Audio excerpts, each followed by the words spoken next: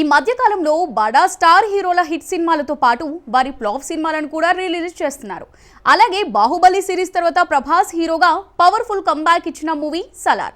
2023 ఏడాది చివరిలో విడుదలైన ఈ చిత్రం బాక్స్ ఆఫీస్ దగ్గర మంచి విజయం సాధించింది.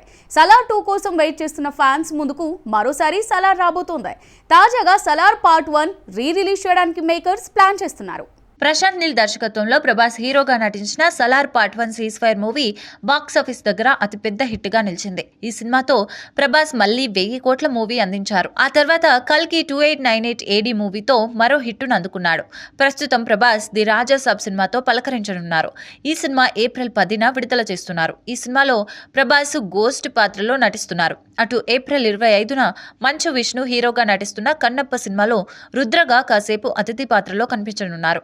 ఈ సినిమాలో ప్రభాస్ చూడడానికి అభిమానులు ఆసక్తి చూపిస్తున్నారు.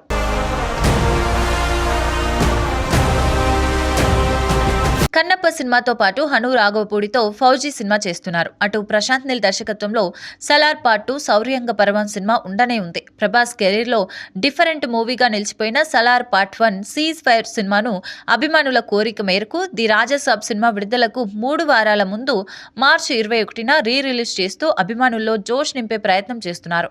గత కొన్నేళ్లుగా రిలీజ్లో విడుదలైన కొన్ని చిత్రాలు మాత్రమే డీసెంట్ వసూళ్లను రాబట్టాయి. మరియు ఓటీటీ వేదికగా థియేట్రికల్ చూసిన ఈ సినిమా రిలీజ్లో ఎలాంటి కలెక్షన్లు రాబడుతుందో వేచి చూడాలి.